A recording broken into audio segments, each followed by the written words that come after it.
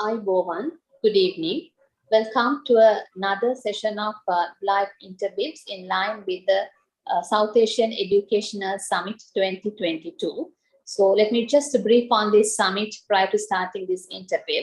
It's the South Asian International Educational Summit 2022, which will be held from 18th to 20th June 2022 in Colombo, Sri Lanka. So this summit is about, it's focusing on ECCD and general education. And we have many events planned in line with this summit. Prior to the summit, we planned many activities like the presentations, the live interviews.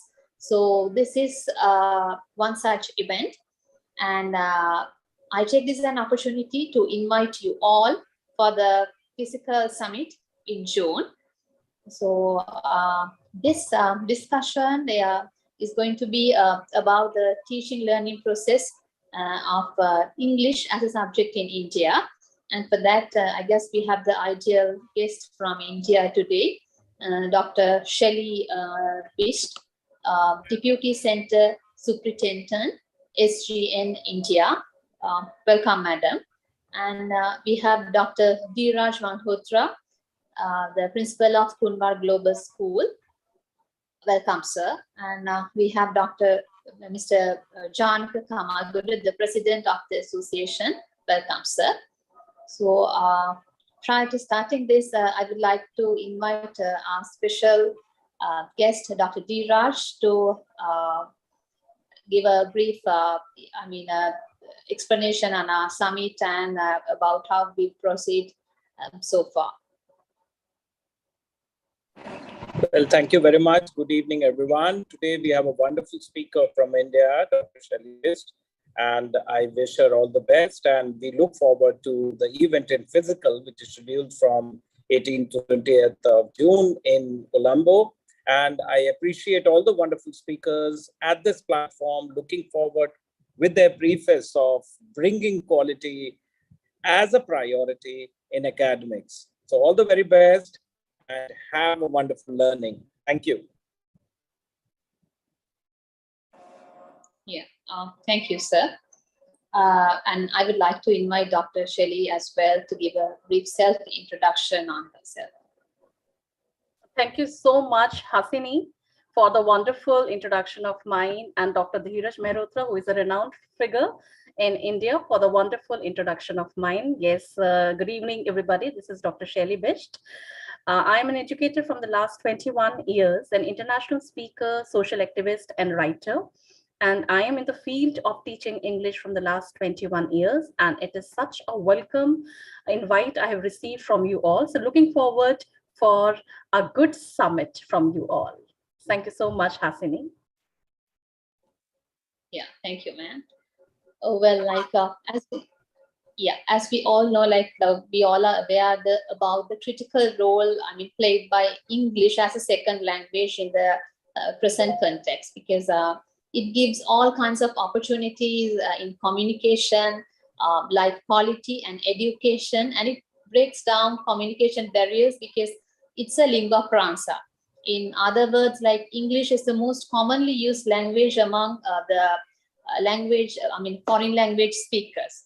So it's obvious that developing economies need access to English if they are to grow and position themselves in the global economy. So as a child is the basic unit of the growing society.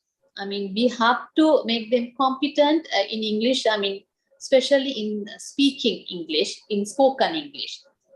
So in this interview, we are going to discuss how we are going to do this, in India, how in India this is happening, what are the barriers they have, what are the strategies they're practicing. All these things we are going to discuss in this interview with Dr. Shelley.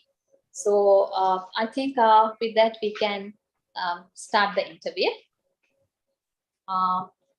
Ma'am, now the language proficiency is a measurement of how well an individual has mastered the language.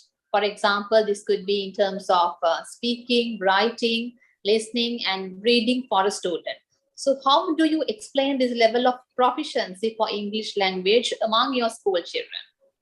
Yeah, Hasini, well, if I talk about right now, I am the Deputy Center Superintendent of CBSE examination and the head examiner for English Term 2 CBSE examination. So as far as the English language proficiency is considered, I believe it is associated with social, emotional, and behavioral functioning in children.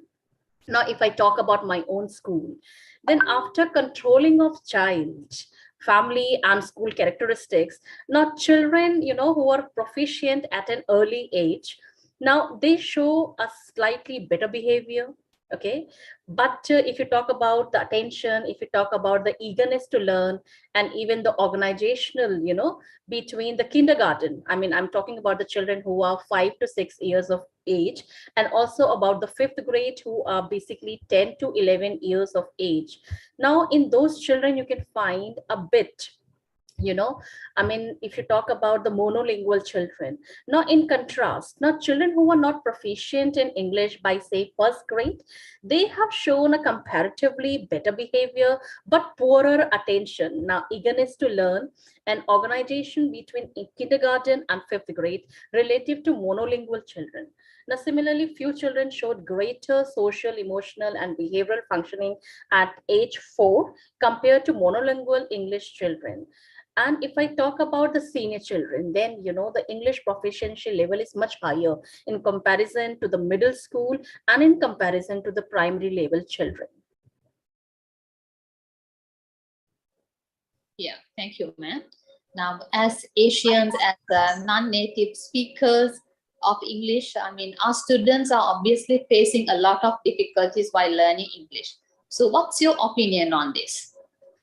Yeah, if you talk about the challenges, then challenges faced by the second language students of English can include lack of exposure, overuse of language one, that is the mother tongue I'm talking about, and then in case, I mean, in certain cases we can even have some unskilled teachers also, wherein no emphasis on English is there. Then we can have some cultural barriers also to learning as well as the cost. However, if you talk about a very good teacher, then that particular teacher can develop strategies and methods to tackle challenges and include as many students as possible.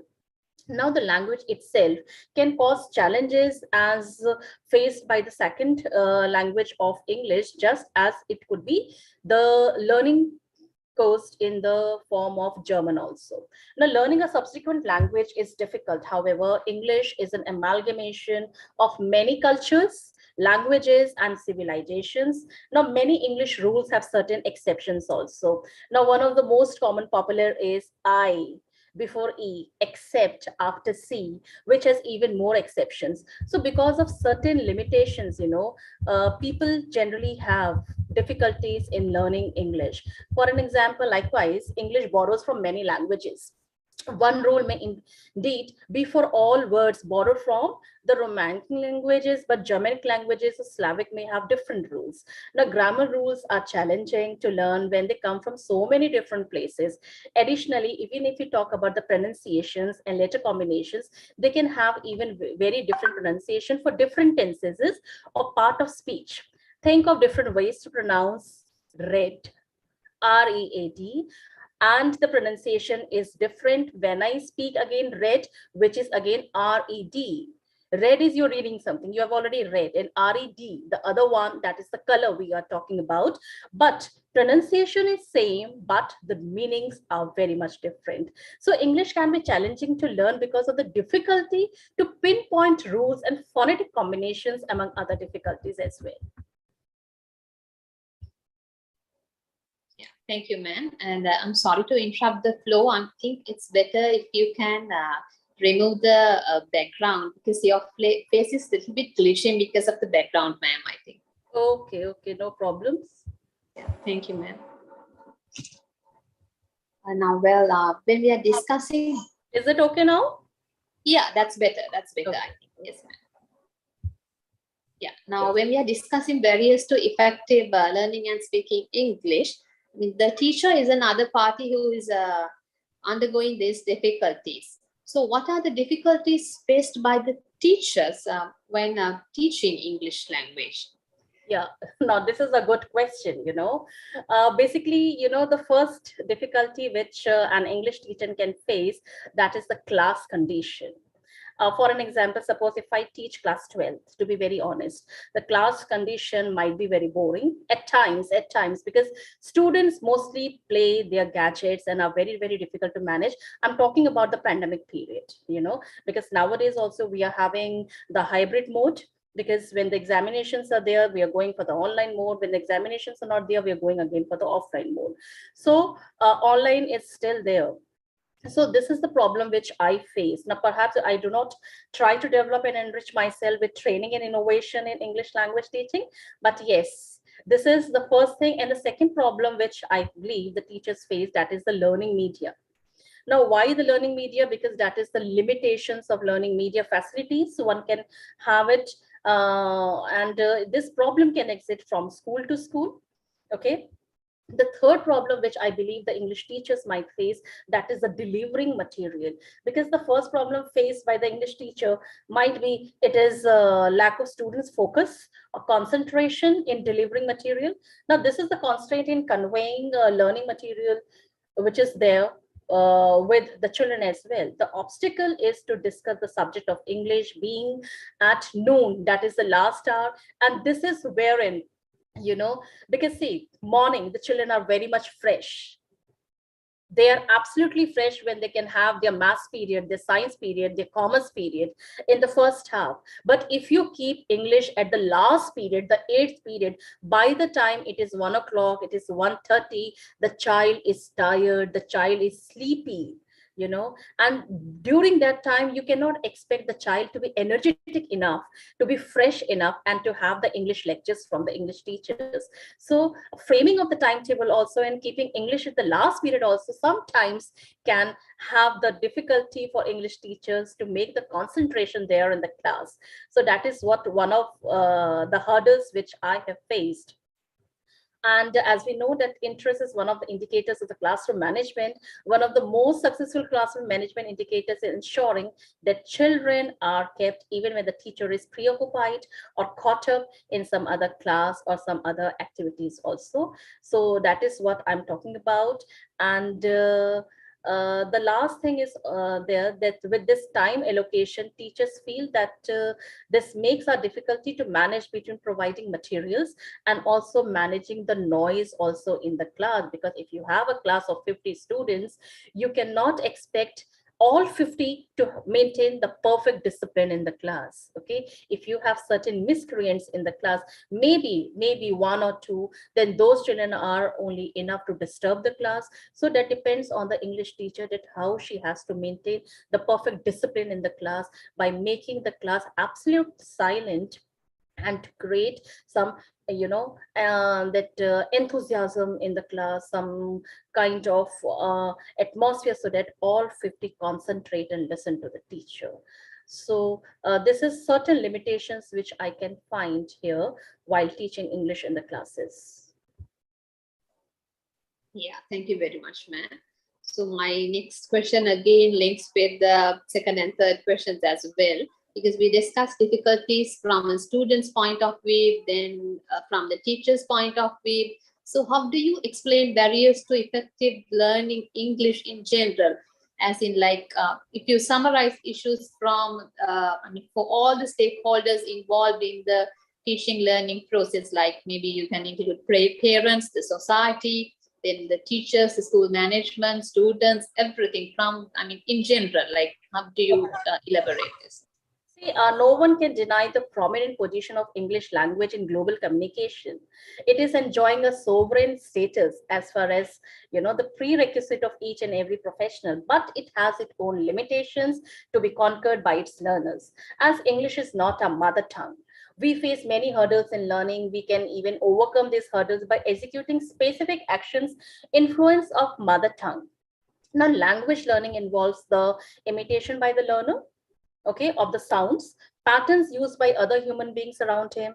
In the learning of a second language, however, the habits already acquired in connection with one's first language comes in one way. Now, each language has a different system, and in foreign language, learning one tends to learn and speak on the basis of the system of one's native language. Now, one has therefore to reject the influence of the mother tongue and reorganize one's habit of listening and speaking. Insufficient exposure, the most striking barrier in learning a second language is this, which I have personally faced. We used to learn how to speak or to practice a second language only for a limited period. That is only to the classroom. The remaining time where we come across different natural events, our communication is carried on in our mother tongue. Okay, hence we have to make the time accordingly. That is, start speaking in English wherever you are without any inhibition. That doesn't mean that you have to talk in English only in the English period in the school, and when you're out of the school, you speak in your mother tongue. For an example, you speak in Hindi. Now, inability to habituate because of the age factor.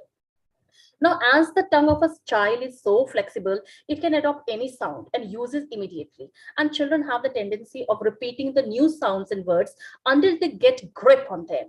But adults do not possess either flexibility of the language or the tongue or the nature of repetition. That's why they're unable to acquire the sounds of English language, as phonetics in English language is taught to them at an adult age in Indian scenario.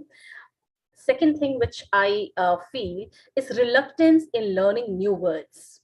A child can increase its words power so rapidly that it can add number of new words to its brain. But this tendency doesn't exist with the elderly people. We naturally try to skip ourselves from learning new words. We have to come out of this disorder in order to improve our vocabulary in foreign language so that we can achieve that proficiency in the target language. Literal translation from mother tongue to second language, which leads to errors. Now, this is the reason for our mistakes in the second language, as every language has a different system of sounds, words, and structure. We should not translate our ideas literally from our mother tongue into the second language, which leads to errors. We have to know the principles of that language and use it accordingly so that our communication in the second language will be error-free. Lack of adequate and proper reading habit. This is another cause of poor communication in second language. Since childhood, students are used to listen to their teachers, write notes, and reproduce it in the exam. They don't have an interest to read either in the classroom or at home, and they don't practice reading themselves as they try to get only minimum marks in the second language. Hence, they don't know how to read in or turn how to speak properly because of this inadequate reading habit. So lack of qualified and trained teachers, it is an undeniable fact that many private schools, except a few in India, are allowing candidates without degrees in English to teach English from kindergarten to high school students. So as a result, the language competence of most of the Indians is pitiable. In addition to that, no school is facilitating these teachers to enhance their skills and to adopt updated methodologies by attending various teachers programs, and rather than the training programs as well. Yeah, thank you, ma'am. And I totally agree with the facts you've shared, because most of them, I mean, we can see as the barriers to English in Sri Lanka as well. For an example, like most of our children are also trying to go for direct translations from the mother language. Now, for example, like if we take the line as I go home, in English, the structure is, it's a subject, verb, object. But in Sinhala, the structure is subject, object, and verb. So if you are trying to like go for a direct translation, you might end up saying I, home, go. So, I mean, this happens for most of the students, and in the past, like most of the teachers used an odd practice of like giving the sentences from a mother tongue and asking them to like directly translate it into English. But nowadays, I don't think like most of them are practicing this. So I totally agree with the facts as well, because most of them are familiar to us as well. Yeah, Hasini, here I would like to give one small example also for an instance when we talk about the literal translation, you know. So a child can speak, my head is rotating round and round. I'm talking about a simple headache.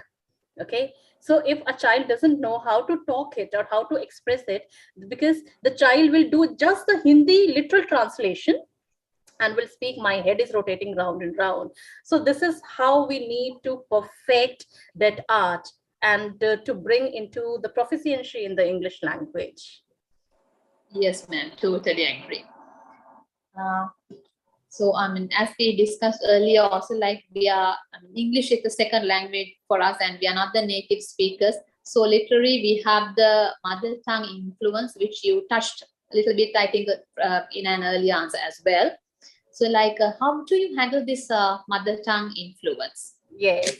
Now, after becoming aware of mistakes which we make while using English with interference of sounds from the mother tongue, we happen to lose our confidence, when speaking English in public, which may result into embarrassment or maybe probably hatred for the English language. Now, I think this is not to be worried about, because it is possible to overcome the mother tongue influence only and only with the hard work and the right practice. Okay, now I think this influence is a major issue in India and cannot be solved in a day, and you require to be patient and take the right actions if you want to overcome this mother tongue influence. Now, I personally believe that when you begin practicing, your brain starts adapting the new speaking style, and the new sounds eventually get ingrained in your brain.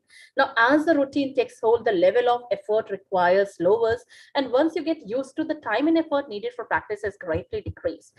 Now, few of the techniques which I recommend, which neutralizes the mother tongue influence are: you need to enhance on your pronunciation. Okay, so I often advise my children to go for the pronunciation dictionary. Always keep a dictionary with them, and now we have the dictionary which even speaks out. So that should always be there, because if we get stuck in certain words, please try to help on with the dictionary and enhance the pronunciation. Second is practice English speaking regularly. As I gave the example that English should not be learned only in the English period, but you should develop a habit to often talk in English with your parents, with your friends, with your siblings, with your relative, wherever you are around. So the more you speak, the more you converse in English, the better practice you will have. The third thing which I would want to talk about is performing as much communication in English as possible, even for the simple things also. Even when you are thinking, don't think in your mother tongue, you think in the English language. When you speak in the English language. When you write in the English language, because the more you do it, the more communication you do it, the more strong command you will have on the English language. And the second thing which I often advise my children is always listen to the English songs. Okay, watch English movies, watch English documentary, whatever you're watching on TV, any source of entertainment, even sports also, any movies, any cartoon or anything, whatever is your interest. Please listen to English songs and watch the English news, documentary, movies, or any cartoon or anything which is of your interest, but only in the English language. Because see, you are watching, you are listening, you are reading, you are writing. So all four areas of English are working. And the last thing is, if possible, I mean, if children want to go for some competitive examinations, some entrance for English language training for going abroad, for an example, IELTS, then they can join a reliable English speaking coaching institute also. So these are the simple tips which I wanted to give. Yeah, thank you very much, ma'am. So when teaching in a class, like we happen to deal with children with different requirements, different backgrounds, like different levels of capacities. So in that case, how do you maintain a proficiency level across the entire class while teaching learning? I mean, teaching English as a subject. See, English skills matter because they give people access to a wider range of information, a more diverse international network, and more job opportunities also than ever before. So what I believe that English proficiency has continued to improve around the world. Now, if we have different sets of children in our class, for each different levels, the teaching style should be very, very different. For the slackers, you should have a different technique. For an average, you should have a different technique. And for the A class cream, you should have a different technique, So you have to teach them according to their levels, according to their standards, because in a batch of 40 to 50, you don't have the children of the same level. If I show you my 5 fingers, all 5 fingers are different.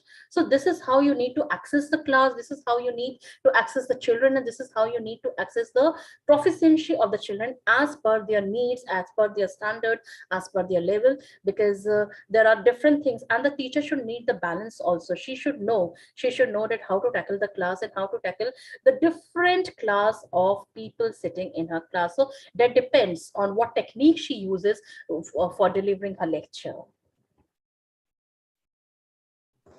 Yeah, thank you, ma'am. Now, in order to practice 21st century skills, the teacher should upgrade the role from a transmitter to maybe a facilitator, and should be strategically prepared. So what are the best techniques to be followed side by side with this regular syllabus in teaching English? Okay, now this is a very good question, because this is my personal favorite. I personally believe that the teacher should teach beyond textbooks also, beyond textbooks, because those small books, NCERT, that is not what English is all about, beyond classes. Why? See, syllabus is one thing, that is a part of the curriculum which we need to cover in a class, but adding a different techniques while teaching the lecture, that is something very important, because this is how the creativity is built up in the class, and how the class is made interesting, and how the children are enthusiastic. For an example, when a teacher speaks something, or when a teacher is teaching a poem, or teaching a prose, a particular chapter, so teacher needs to build in role play into it. Okay, she should talk about the dialogue delivery. She should enact the entire thing in the form of a skit by giving different roles to the different children. Okay, children themselves will also enjoy. Teacher can also use flashcards while in the form of a teaching aid to make her lecture more interesting. And nowadays, since pandemic was there, and I believe it was a blessing in disguise, so a teacher can put up various YouTube videos also. Various beautiful PPTs are there, or which cover different part of the syllabus. So along with the lecture method, along with the descriptive method, along with the NCERT textbook, what the teacher is using, a teacher can teach or make her class more interesting with the help of all this audio visual, and with the help of all these social media platforms, by giving some important assignments in the Google Classroom, or even the MS Team, or giving some beautiful YouTube videos to the children. Because more the child views the audio visual, the more interesting the chapter becomes. Because lecture is one thing, and then try to involve the children in the classroom activities also. For an example, when I talked about the sobriquet, I talked about the extempore, I talk about the speech, I talk about the debate. Give them certain topics from the chapter itself, and break the class into small zones, and immediately on the spot you conduct a debate, you conduct a speech in the class itself. Try to break the class into small groups, and divide them, and give them the role plays, give them the dialogue delivery, tell them to enact the skit in the class based on the poem, based on the prose. So this is how you involve the entire class. You are not teaching only the cream, but you are involving the entire class. So this is how the communication is there, the collaboration is there, the critical thinking is there, and a child gets vibrant and enthusiastic about English as a subject. So I personally do it, and believe me, it is a win-win success, because if I teach only from the textbook, discuss the question answer, syllabus is over, the child will never have an interest to attend the class again, because what the child feel, that the chapter is read about, it is explained, question answers from the back exercise is discussed, and the syllabus is over. My idea is not covering the syllabus. My idea is to develop an interest in the English language, and this is how I often do it in my classes. And believe me, children enjoy loving and attending the English classes from me. Yeah, totally agree, ma'am. Very true, because it should be a participative approach. Yes. And it should entertain the child. So I totally agree with the facts here you've shared. Thank you, ma'am. And this question again links with the previous question as well. So what are the techniques that can be used to motivate a student or to encourage a student, especially to speak the language? Yes, yes. This is also a good one. How to motivate a child.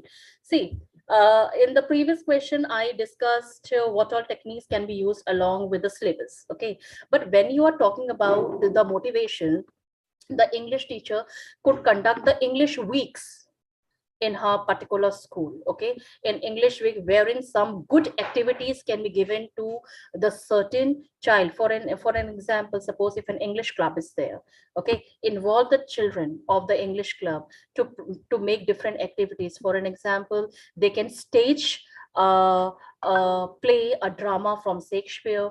Okay, they can come up with different character roles, okay, from various era. It can be historical characters, it can be poets, it can be some politician, it could be some Bollywood actors, or any political figure, or any historian, or anybody, and then they can come in that particular costume, and then they can give up their ideas on that particular day.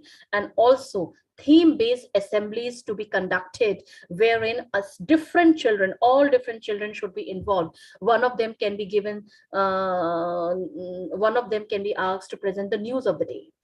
One of them can be asked to present the thought of the day. One of them can be requested to sing a song. One of them can be requested to give a speech on a particular day. All different days are there, that today it is this day, so that those days can be deliberated. That means how to create the confidence on the child, stage phobia, because children certainly have that stage phobia. So we have to work on that. We have to motivate the child. See, straight away we can't expect the child to come and face the media, come and face the stage, come and give the mic in his hand. No, first we need to motivate the child to speak up with the little topics.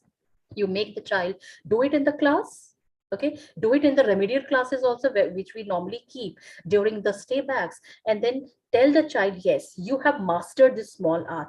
Now you're confident enough to speak 2 lines. You're confident enough to speak 4 lines. Now, why don't you participate in the class assemblies?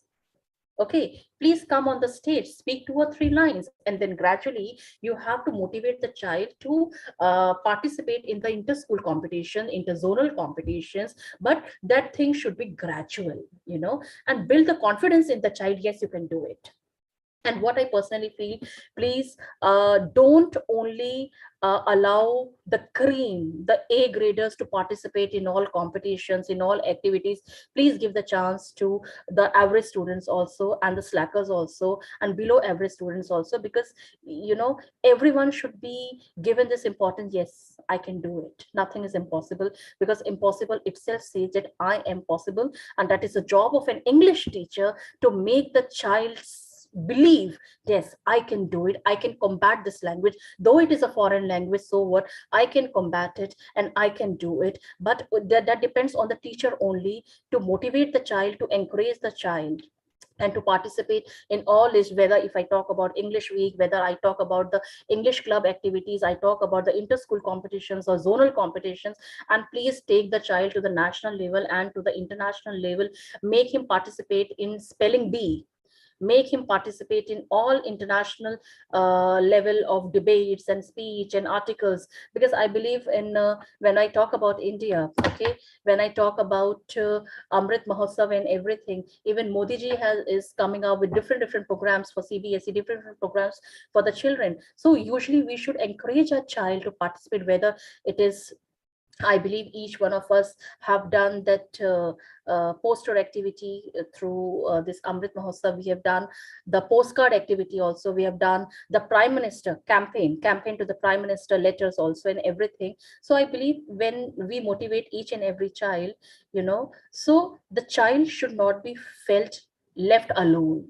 The child should feel, yes, my teacher is with me. My teacher feels the confidence in me, and I think I should come up to her expectations. Let me participate.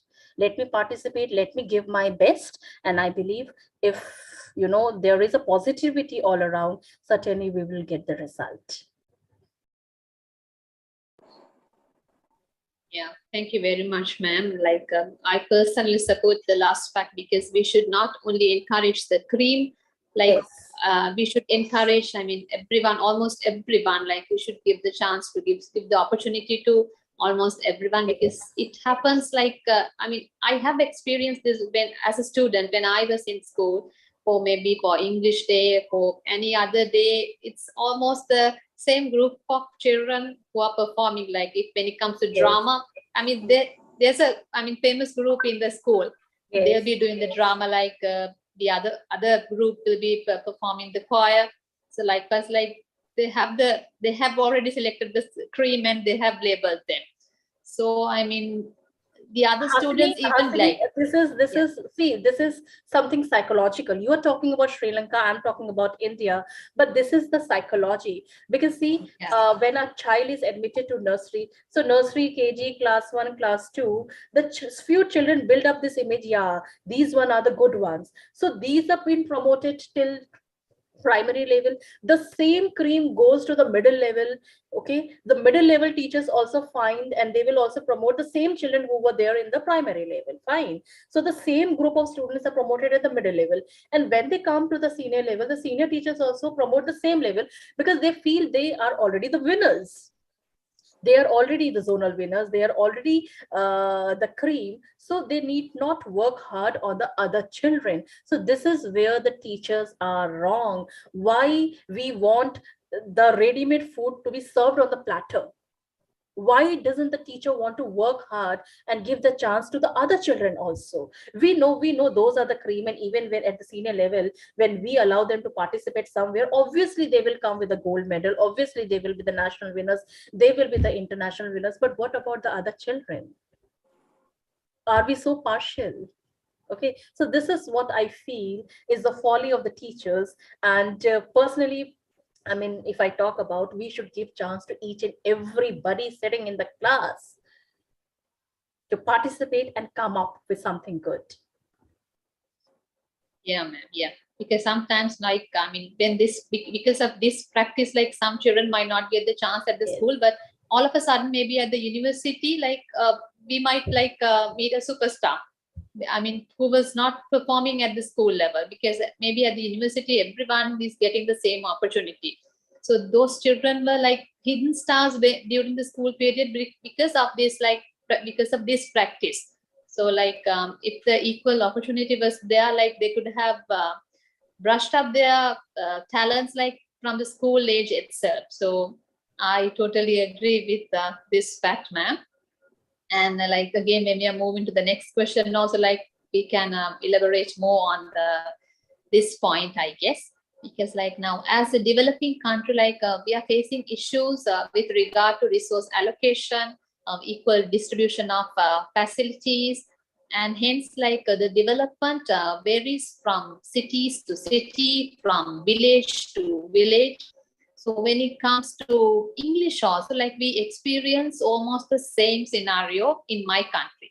For example, now when we take the main city, Colombo, students are like almost very confident when it comes to spoken English. They are very fluent, but there are some rural villages, those children can, I mean, they can just manage with one or two words in English. Like they, I mean, they really don't know how to communicate in the language, in the English language. And the rest of the students, the majority, can just communicate. I mean, they can use the language just as a mode of communication with the assistants. So like, it's a mix of like applicability when it comes to Sri Lanka. So I believe it's the same in your country as well. So Yes, how, yes. I mean, how about the range and applicability of English for your country learners? See, to be very frank, when I talk about my particular school, the children who are coming from the affluent backdrops, backgrounds wherein the parents are working, parents are in good jobs, okay, good backgrounds and all. So their children are absolutely fluent. When I talk about the B category of children, wherein the parents are in certain government jobs and the brothers, sisters are quite intelligent enough, they also can maintain that English proficiency to a certain level. Okay, so A class, that is the cream. B class, that is also good.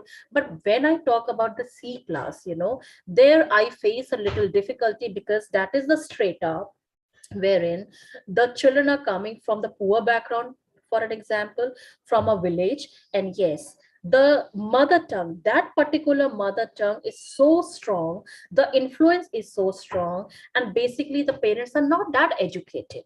Okay, even if the father is educated, the mother is not educated, mother is illiterate, or the grandparents are illiterate. So basically it is the family background which is of prime importance, because there what happens there, the mode of communication is their native language. Okay, so it has such an influence on the children that when they come to school, they feel happy to communicate in their mother tongue, in their native language, instead of communicating in English. But see, we cannot be so rude with them, we cannot be so strict with them. But yes, very diplomatically we handle the situation and we tell, we are not against your mother tongue, we are not against the native language, but the protocol of the school says that yes, this is an English medium school.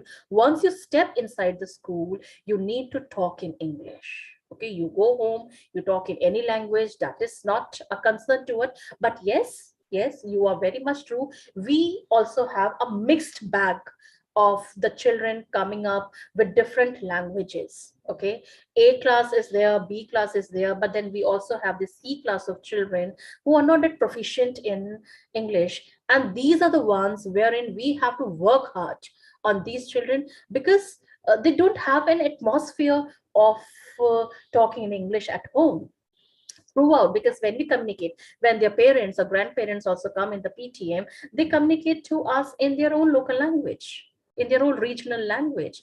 Okay, and when we have the A class or the B class children parents coming to us, they absolutely talk in fluent English. So this is how we have seen the allocation of proficiency of English divided into the three class, and I believe we have to work on it.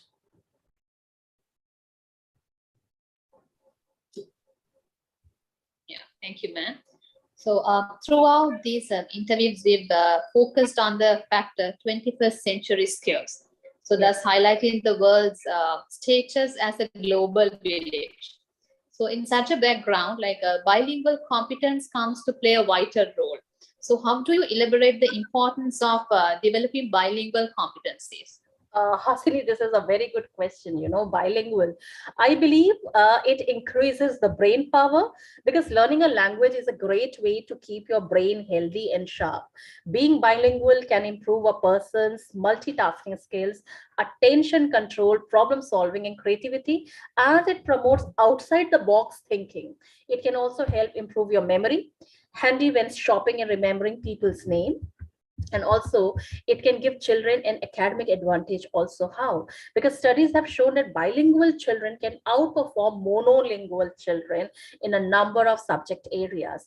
The effects of bilingualism can help improve a child's educational development, cognitive functions, social skills, literacy, and emotional skills that have positive effects for many years to come. It also increases awareness of other cultures as well, because being bilingual exposes an individual to diverse customs, ideas, and perspectives from different cultures. Of course, you can still learn about other cultures without knowing a second language, but language learning really allows for a more immersive experience. It can even make your travel easier and more enjoyable, because if you aspire to be a globetrotter, learning language is a must, because traveling is a more fun and easier when isn't a language barrier. You can have more immersive, authentic experience. You will able to talk directly with the locals, make more friends along the way, knowing what food to order without pointing at pictures and asking for directions when you get lost. And that is also a bonus point. And also it improves competitiveness in the job market, because because speaking a second language can provide more job opportunities depending on which language you speak. Communication in the workplace is important, and more companies, especially those with international offices, are considering bilingualism as a high priority. Being able to communicate with foreign clients or customers is considered a big advantage too. And I think it is easier to learn a third language as well. You can better raise your kids bilingually because you can even stay mental stronger for longer and improve your social life also, and it can make you more and more attractive. Why? Because being bilingual should boost your confidence everywhere. Okay, so I think there are more and more advantages of learning it. And my question is, I mean, if I give a small example here, is for learning there is no age, and for learning a second language, there is no age. And even if you can learn more than second language, there is never an age, because see, learning enhances your personality. And what's the harm? What's the harm if it is an edge to your personality, and it can be, it can come with added benefit. There is no loss. Okay, so I think it is a good advice, and it should be good, you know, when we reap in more benefits rather than the loss. So I believe bilingualism is a hit. Yeah, okay, thank you very much, ma'am. So in the present context, like the school education is mostly backed up by the private education or else the tuition classes. So I'm not trying to justify the extent of the effectiveness or the outcomes of this. But like, however, I would like to discuss the impact from tuition classes and other private classes to English in your country.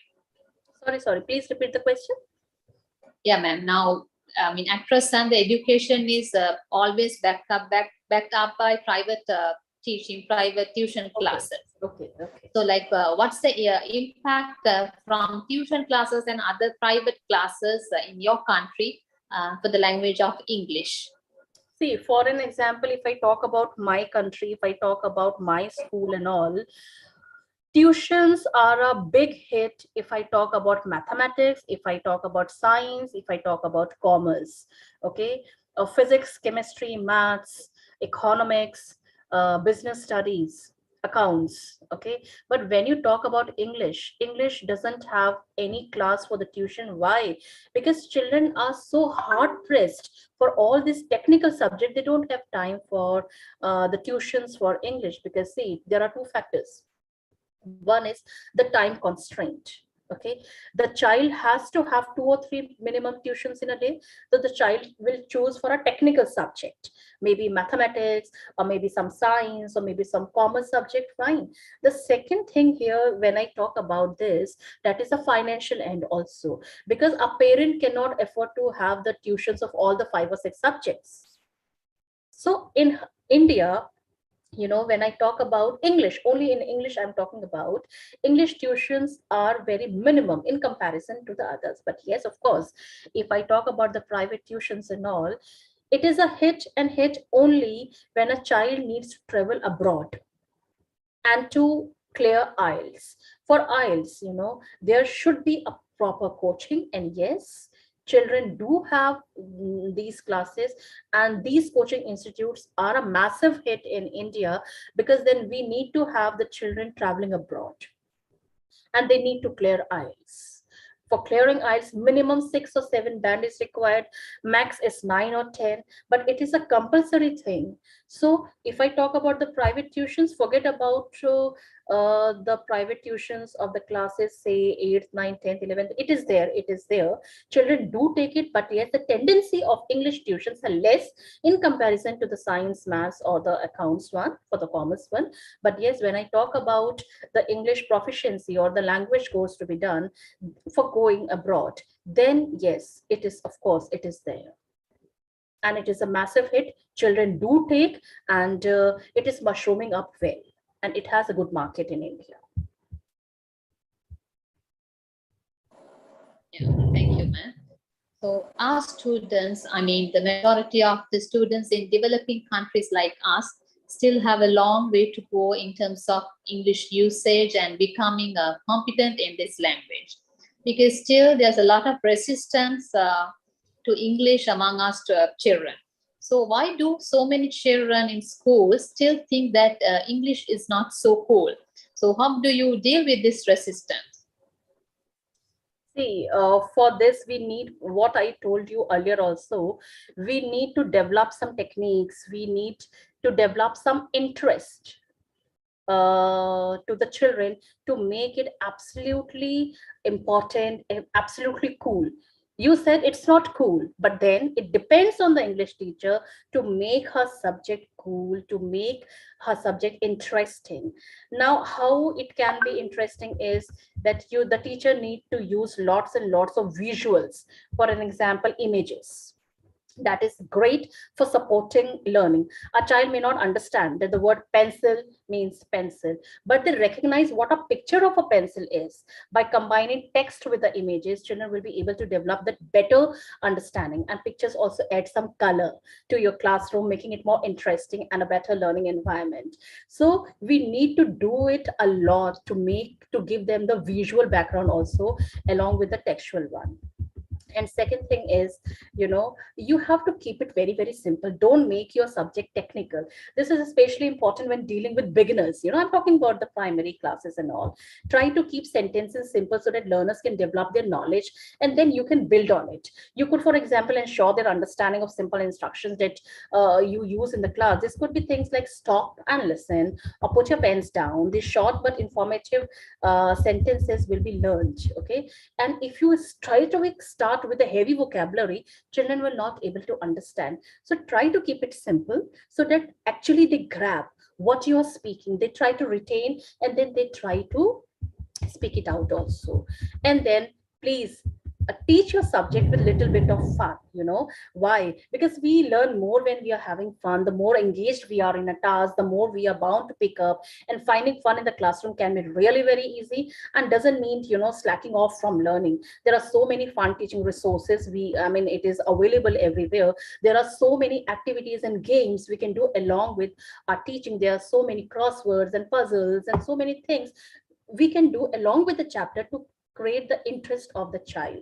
And as I told earlier also, please apply the role play, because role play is a fantastic way to develop your learners' speaking skills and their confidence. By giving the various role play scenarios, learners will be able to develop and practice their different vocabulary in various fun ways. And role plays can also be really useful for those who are just watching it.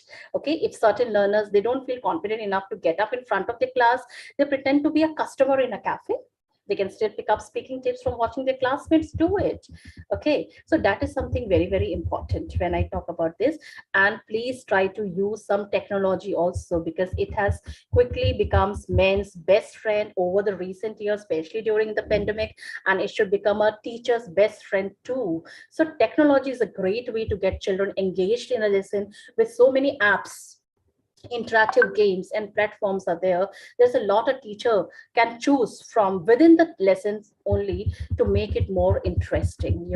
She can even have the quizzes also. She can even have the canvas also. Okay, and try to give the activity to the child. Make a greeting card, make a poster on the canvas. Okay, and come up with some quizzes also so that the children do it. And next important thing is, please try to use debate in the class, because using debates can be a fantastic way for your children to develop their speaking skills, persuasive language skills, and do such more. They can also be really fun activities to get involved in. Choose a topic that children will be able to give their opinions on. Food is always good. One for this. Why not pasta or pizza? Sweet or savory? Split the class into two halves. One for the motion, one against the motion. Okay, make somebody as the interjector also, who can come up with various questions. Use stories in your class, because books are a great way for learners to develop their language skill. Stories allow children to use their imagination, picturing impossible places and people, creating a sense of adventure and fun.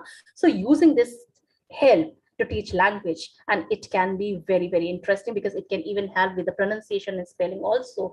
And last but not least, please give them the English holidays. Why?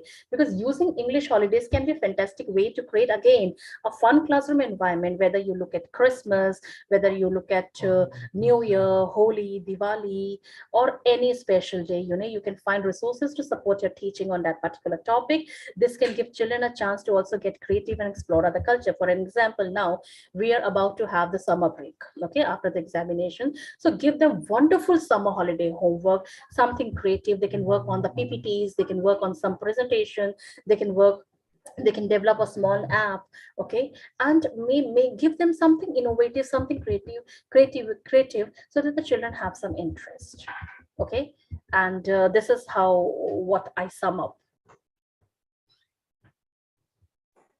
Yeah, thank you very much, ma'am. I think with that question we can wind up the session. So thank you very much, Dr. Shelley, for for making this session so interactive, so informative and organized in terms of your answers.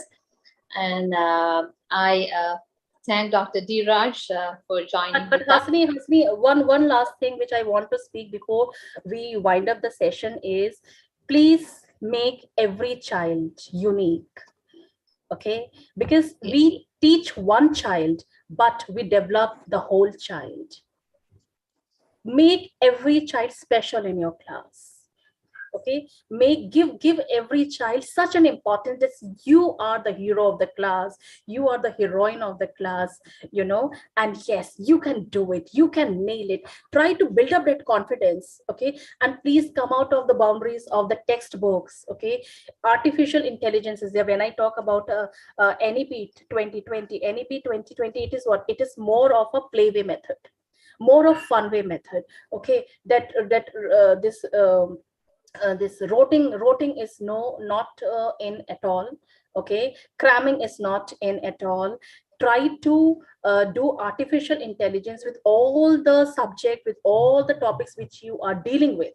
So when you will have that playway method with the child, the child certainly will come in your class, will take interest in your class, and will say, wow, English is such a fun-filled language, and yes, it is not boring at all, irrespective of whether we have English as the last period, because that is my personal experience. If I have the 8th period as the English period, my class 12 desperately wait for me to come, because they know ma'am will come with some fun-filled activities, okay? And I'll not let the child sleep in my class because I don't read, I don't explain. I make the children stand up, okay, and perform certain activities and deliver something, okay? So try to build the confidence in the child and try to teach them in a playway method rather than the boring traditional textbook method, beyond the classroom, beyond the textbooks. That is what my approach for today's session is. Yeah, thank you very much, ma'am, for that advice as well. It means a lot for us as freshers to this field. Thank you very much, ma'am. And thank you very much for your valuable time so much on this interview. Thank you very much. And last but not least, I would like to remind you all about the summit again. It's the South Asian Educational Summit 2022, which will be from 18th to 20th June this year in Colombo, Sri Lanka. And ma'am, I hope to see you also at the summit if possible. And hopefully Dr. Dheeraj will join with us. So I invite everyone else to join if possible to this summit. So with that, I think we can wind up this interview. Once again, thank you very much, and good night, everyone. Okay, thank you so much, Hasini and Dr. Dheeraj, for the session. It was a pleasure to have you with us. Thank you.